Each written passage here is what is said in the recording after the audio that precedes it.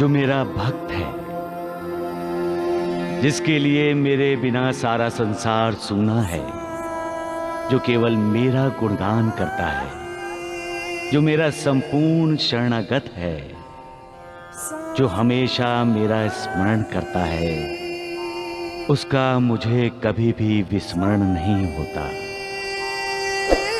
मैं उसकी हर प्रकार की सहायता करता हूँ, उसे मृत्यु के मुख से भी बचा लेता हूँ। मेरे भक्त चाहे कहीं भी हों, मुझे पुकारते ही तुरंत मैं उनके पास पहुंच जाता हूँ। मेरा वचन कभी असत्य नहीं होता।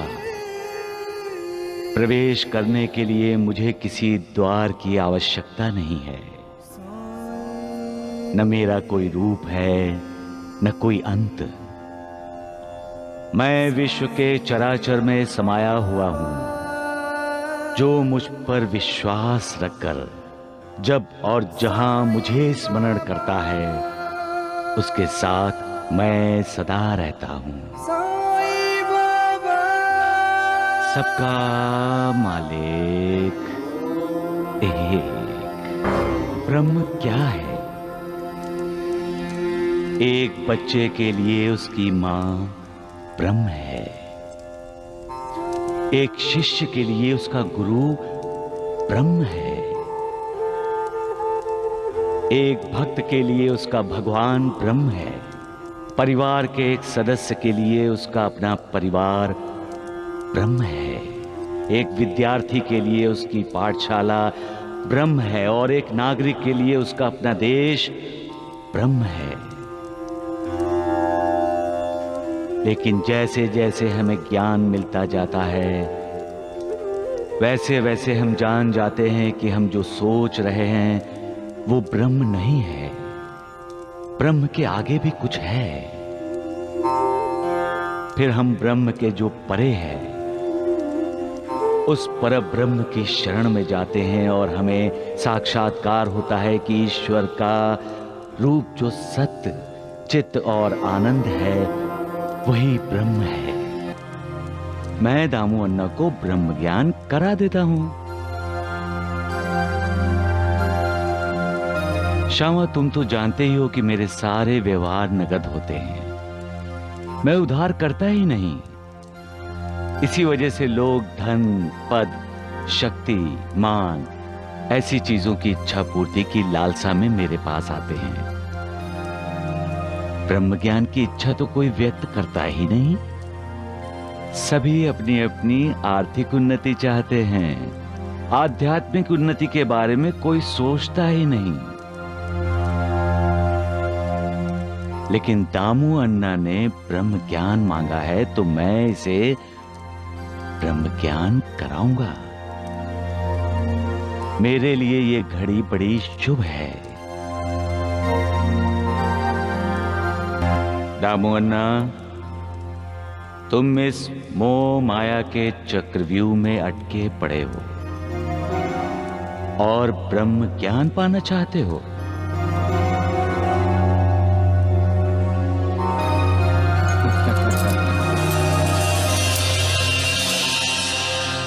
ब्रह्म सत्य है। सत्य ब्रह्म है।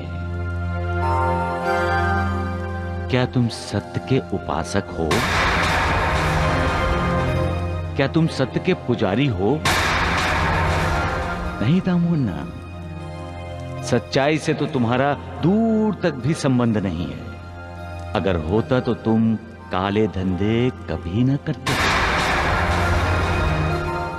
कायदे कानून की आंखों में धूल झोंककर व्यापार नहीं करते।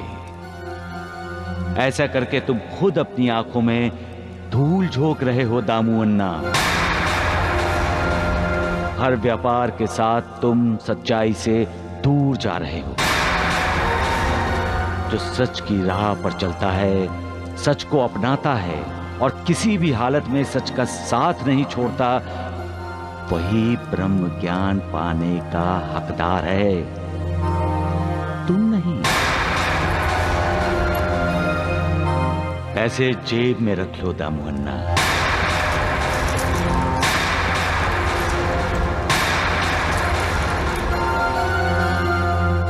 जहां मोह है, लोभ है, वहां ब्रह्म के चिंतन या ध्यान की गुंजाइश ही नहीं है दामू अन्ना। एक लोभी को, लालची को मोक्ष की प्राप्ति कैसे हो सकती है? उसका दिल तो धन, दौलत, स्त्री, संतान इसी में ही अटका रहता है। उसके मन को ना शांति है, ना संतोष। जब तक मनुष्य विकारों से छुटकारा नहीं पाता, तब तक वो ब्रह्म के सत्य स्वरूप को कैसे जान सकता है? आसक्ति एक समुंदर है, पैसे की प्यास एक भंवर है जिसमें अहंकार और ईर्ष्या रूपी मगरमच्छ रहते हैं। जो निर्विकार है, जिसके मन में कोई आसक्ति, कोई इच्छा नहीं है, सिर्फ वही ये भवसागर पार कर सकता है और वही ब्रह्म का दर्शन कर सकता है। दामोन्ना, मन की पवित्रता बहुत जरूरी है, क्योंकि पवित्र मन के बिना आध्यात्मिक उन्नति हो ही नहीं सकती। अगर कण मात्र मोह भी मन में बाकी रहा तो समझ लो कि की हुई सारी साधना व्यर्थ हुई। फिर आत्म साक्षात्कार नहीं होता, और आत्म साक्षात नहीं हुआ तो ब्रह्म का दर्शन कैसे होगा? अपने रास्ते से भटका हुआ इंसान जब रास्ते पर आता है तो मुझे बहुत खुशी होती है। अपनी जिम्मेदारी ना संभालने वाला इंसान जब अपनी जिम्मेदारी संभालना चाहता है तो मुझे बहुत खुशी होती है। जब परिवार का कर्ता धर्ता परिवार के हर सदस्य को सुखी रखने का प्रण उठा लेता है, तब मैं खुश होकर उसके लिए मालिक से दुआ मांगता हूं। महालसापति, मैं तो यहां सबको करुणा देने आया हूं। जब कोई इंसान मेरे काम में थोड़ा हाथ पटा देता है, दूसरों को करुणा देता है, तो मुझे बहुत खुशी होती है महालसापति। जब रात की सुबह होती है तो सुबह मुझे मालिक का संदेश भेजती है कि दुख के बाद सुख आएगा, निराशा के बाद आशा जन्म लेगी और पतन के बाद उद्धार निश्चित है। ये जानकर मुझे तसल्ली भी होती है और खुशी भी। साईं बाबा सबका मालिक।